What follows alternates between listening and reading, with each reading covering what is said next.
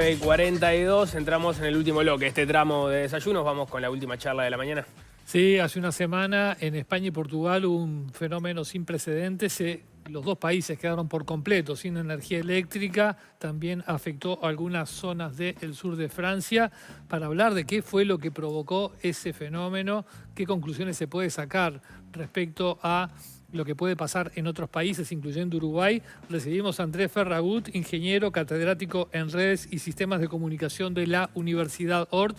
También fue colaborador del GACH. Bienvenido. Bueno, muchas gracias por la invitación. Bienvenido. Bueno, fue un fenómeno que tuvo al mundo prácticamente dependiente por lo inaudito y por lo extenso y por lo masivo. ¿Qué fue lo que pasó? ¿Se puede responder hoy? Bueno, exactamente qué fue lo que pasó va a depender de una investigación, una autopsia básicamente del problema, pero o sea, que la causa de origen del apagón todavía no está clara. Lo que sí está bastante claro es por qué se propagó a toda España e incluyó a Portugal y parte de Francia, ¿sí? Y para explicar eso hay que entender un poco cómo funciona este sistema eléctrico, del cual depende la vida, decía Nicolás de mañana, la vida general. Yo tenía una frase acá que quería leer de un libro que leí cuando era chico que dice: existe un agente poderoso, obediente, rápido, fácil, que se pliega a todos los usos y que reina a bordo de mi barco como dueño y señor. Todo se hace aquí por su mediación. Me alumbra, me calienta y es el alma de mis aparatos eléctricos. Ese agente es la electricidad. Esa frase, que hoy suena banal, es en realidad palabras del Capitán Nemo en 20.000 leguas de viaje submarino, un libro que se escribió en 1868. ¿Sí? O sea, lo que en 1868 era ciencia ficción, en 150 años hemos pasado a tener un sistema, a través de mucha investigación, mucha innovación, que mantiene y sostiene nuestra vida cotidiana, ¿sí? Entonces, el sistema es muy complicado de controlar y para controlarlo tenemos que tener algoritmos, tenemos que tener ingenieros que diseñen, que hagan funcionar el sistema de manera correcta. Esa frase de Julio Verne, o sea, decía algo como que es muy fácil, ¿no? Decía...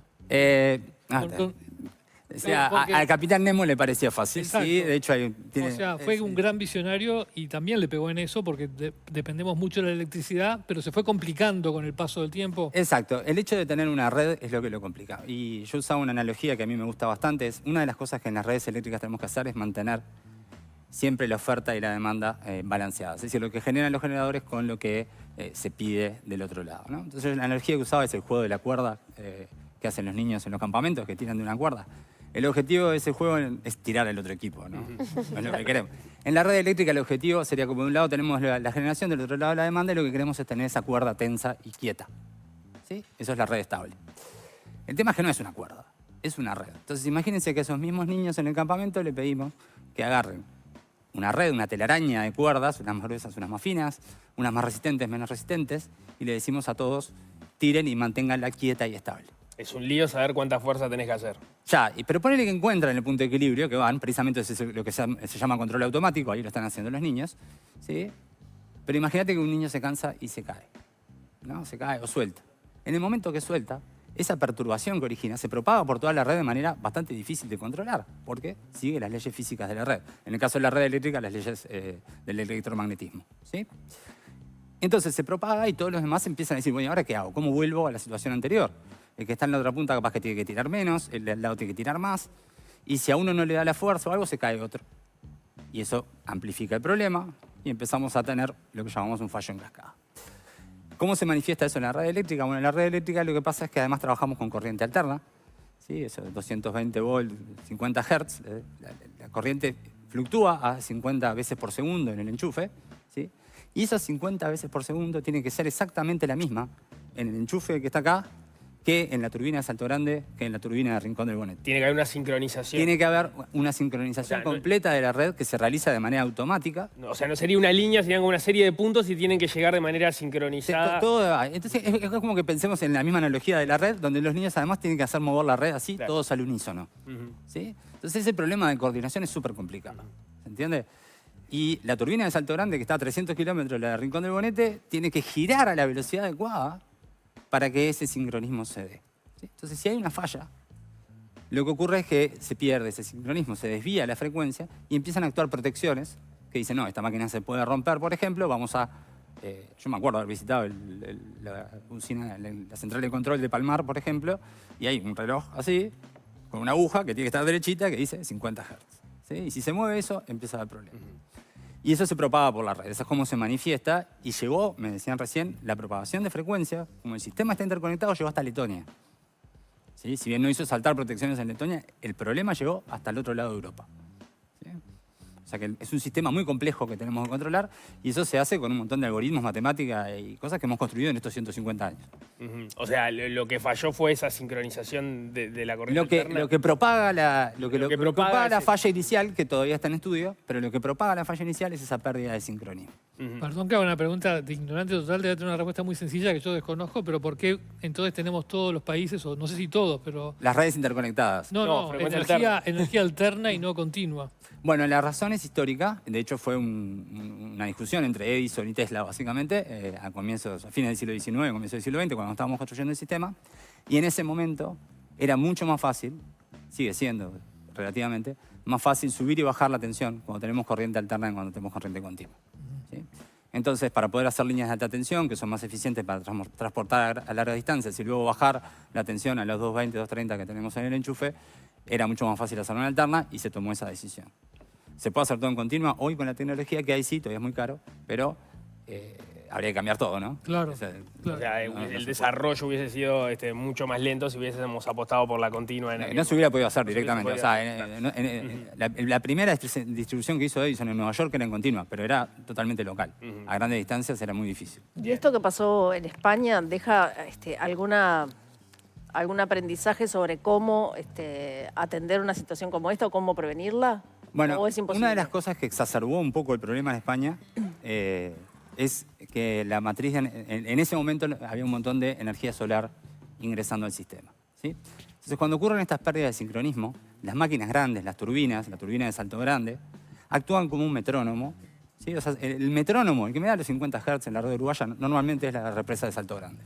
¿Sí? Entonces, ese es el metrónomo de los 50 Hz. Claro, porque manejamos lo de los puntos, en realidad es como si estuviéramos tocando la batería y tener que caer los dos al mismo... Exacto, ¿no? exacto. Tenemos que tener un metrónomo. Y el metrónomo, esa sincronización me la da generalmente Salto Grande, que es la central más grande hidroeléctrica que tenemos. Las energías como la solar o la eólica son en realidad más bien tomadoras de frecuencia, no pueden hacer eso, por la forma en que producen energía. De hecho, la solar produce en continua y hay que pasarla alterna. Entonces alguien le tiene que dar esa frecuencia y se enganchan a la red. Y cuando ven un desvío de esa frecuencia que los vuelve, que demuestra que hay un problema, se desenchufan. En el caso de España, lo que pasó fue que desaparecieron 15 gigawatts de golpe de la red, porque las solares mayormente se desconectaron. Lo que fallaron fueron las solares. ¿Eso se sabe o No, todavía la falla, No. La falla provocó la salida del solar. Perfecto. Las solares detectaron que había Un desvío de frecuencia, se movió la aguja y dijo, yo en estas condiciones no quiero operar, me voy. Es como el niño que dice suelto porque así no me duele la mano. ¿Sí? Ahí está. El problema de 15 gigawatts son 6 Uruguay entero consumiendo al pico. ¿Está? Eso es lo que se fue de la red en ese momento. 6 Uruguay entero en enero con todos los aire acondicionados prendidos, eso desapareció de golpe. Y después de eso no hay vuelta atrás. Se cae todo, apagamos y tenemos que arrancar de cero. Y cuando desaparece una cantidad de energía tan grande como pasó, porque se fueron las solares, ¿el resto por qué no sigue funcionando? Bueno, en realidad empiezan a actuar otras protecciones, pero queda un desbalance tan grande en la red que los controladores, claro, los controladores lo vuelven imposible volver a la situación anterior. Tenés 60% menos de generación, es como que un equipo tiró al otro en el juego del acuerdo. Claro. Ya está. Pero ¿este antecedente europeo puede volver a suceder en España o dejó algún tipo de previsión? Bueno, ninguna red es perfecta. Yo me acuerdo Gonzalo Casaravilla, que lo conocen como presidente de UTE, pero fue profesor de estas cosas en Facultad de Ingeniería. Decía, ninguna red es inmune a todas estas cosas. Entonces, siempre pueden ocurrir fallas. De hecho, hay un antecedente en Uruguay que casi nadie se acuerda. En Uruguay quedó completamente apagado en 2019. ¿Sí? Nadie se acuerda porque la respuesta fue muy rápida y se repuso bastante rápido. Mérito de toda la gente de UTE, de despacho de carga, de las cuadrillas y todo, que volvieron todo a hacer funcionar. ¿Sí? Pero en 2019 hubo un apagón igual de grande que el de España, que apagó toda Argentina, excepto Tierra del Fuego, que está aisladito, parte de Chile, parte de Paraguay y todo Uruguay. Estoy tratando de recordarlo. ¿Cuánto duró ese Era apagón? muy chica en 2019. Ah, sí. Mirá, creo que, no tengo el número en la cabeza, pero más o menos UTE logró reponer el servicio 90% en pocas horas, 2-3 horas. No hubo un caos como Entonces no pasó en hubo un caos España. como el de España. Claro. Pero la población afectada por ese apagón fueron 50 millones de personas, que es igual a la población de España. Algo ya avanzaste a partir de lo de la energía. Perdón, discúlpame, la incidencia fue muy parecida. Es decir, una mala maniobra en la red argentina hizo que se perdiera el sincronismo, y eso se propagó a todos los que estamos interconectados y terminamos saltando todas las protecciones. O sea, el apagón fue similar. La causa de España no la sabemos, esta sí la sabemos, pero la propagación esa es inevitable y así es como funcionan las redes. Algo decías a propósito de que la energía solar había estado involucrada en la ecuación, por lo menos luego de que se desencadenó el problema. ¿Hay una fragilidad particular de las renovables en relación a estos posibles problemas? Bueno, a mí me gusta más el término energías limpias que renovables. Bien, ¿sí? energías limpias, perfecto. Pero es una precisión nomás, No, semántica. bien. Pero la energía solar y la energía eólica... ¿Por qué, perdón, ya que estamos?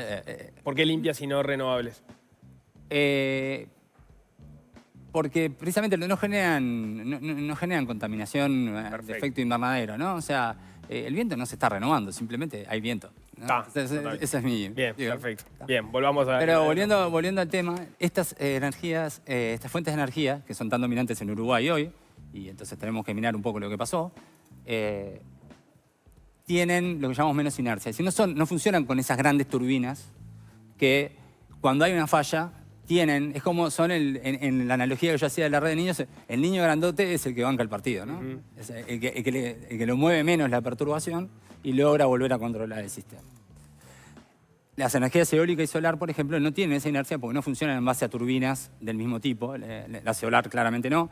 La eólica tiene turbinas de otro tipo y tiene mucho menos inercia. Y la forma que se conectan a la red hace que no se estén usando hoy en día para controlar la frecuencia. La otra energía limpia es la energía hidráulica, que tiene sí grandes turbinas. Es así, es una posible fuente y de hecho fue la primera que se prendió a la hora de reponer el apagón en España, ¿no? Entonces, una cosa que en Uruguay podemos sacar como conclusión, como en Uruguay tenemos un mix muy bueno de energía hidroeléctrica, que España no lo tiene en comparación, estamos en una situación un poco mejor para atender estas situaciones que la que hubo en España. Entré entonces bueno, pensar qué fue lo que pasó, qué lecciones se pueden sacar acá en Uruguay. Vos decías, bueno, no hay sistemas que no tengan vulnerabilidades, esto puede ocurrir. Hay cosas para hacer, no sé, redundancias a buscar o algún tipo de sistema que pueda mejorar esto, pensando de que si las energías limpias te aumenta la probabilidad de que esto ocurra, vas a querer estar más prevenido para evitar que suceda. Bueno, yo quiero ahí destacar que Uruguay es realmente referencia mundial en este tema. A veces somos un poco humildes de más, pero en Uruguay tenemos casi todo el tiempo, 90 y pico de generación, casi todo el sistema se banca con energía renovable.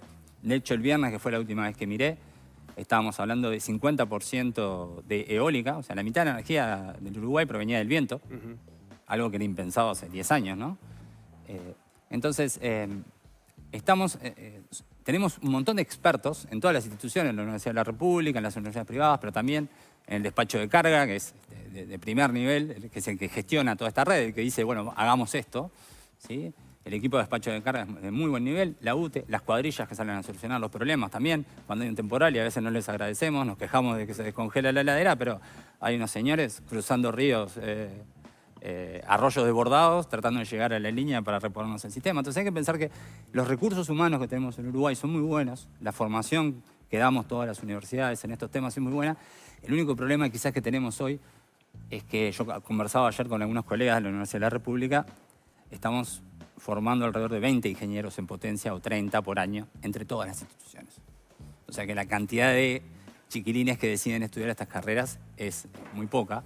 Y estos desafíos requieren recursos humanos, requieren investigación de calidad que se pueda hacer en nuestro país.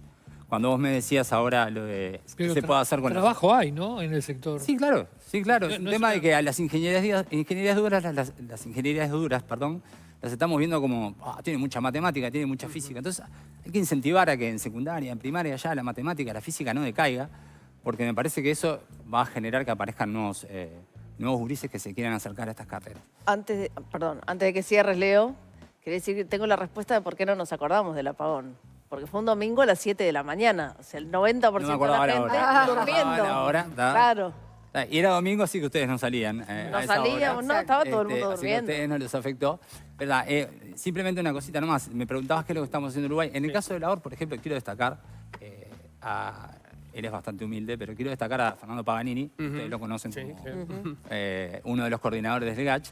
Pero en realidad es un experto internacional en teoría de control automático y tiene publicaciones. Saben, por ejemplo, cómo hacer que la energía solar y la electrónica de potencia que controla el ingreso de esa energía solar al sistema tenga más inercia y pueda proveer eso que en el caso de España no ocurrió. Porque Entonces, estamos haciendo investigación de punta en Que ese llamen tema. a Paganini, entonces. Entonces, España, bueno, capaz que, no sé, ya con el GACH creo que le alcanzó.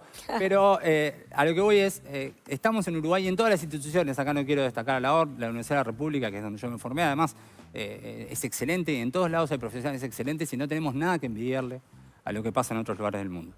Muy buen concepto. Andrés Ferragut, muchas gracias por habernos acompañado. No, gracias a amable, ustedes. Gracias. Muy bien, nos tenemos que ir.